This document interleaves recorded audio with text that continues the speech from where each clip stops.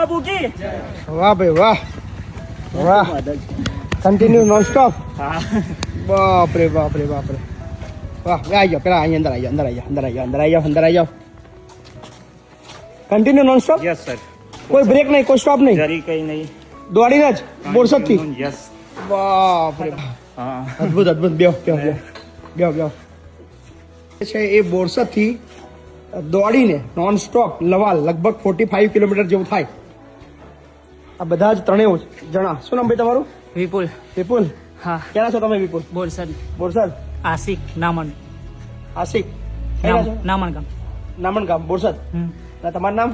જય માતાજી બાપુ મારું નામ સંજય ઠાકોર હું આમ ભારતીય સેનામાં છું અચ્છા અને તમારો બહુ મોટો ફેન છું વાહ એટલે તમને મળવું હતું પણ મનમાં એક એ હતું કે બસ જ્યારે પણ હું તમને મળું દોડતા દોડતા મળું વાહ કારણ કે ચાલીને અથવા તો ગાડી લઈને આવીએ અથવા તો બાઇક લઈને આવીએ તો એટલી બધી ખુશી ના મળે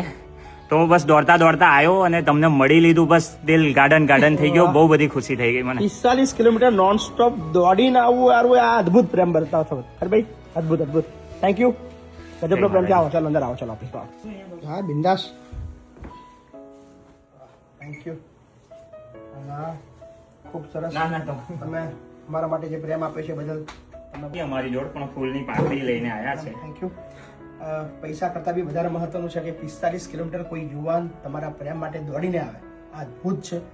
છેક અમારા ગુજરાતના આણંદના બોરસદથી છેક આપણા સંકુલ સુધી મળવા માટે દોડીને નોન સ્ટોપ સવારે 6:30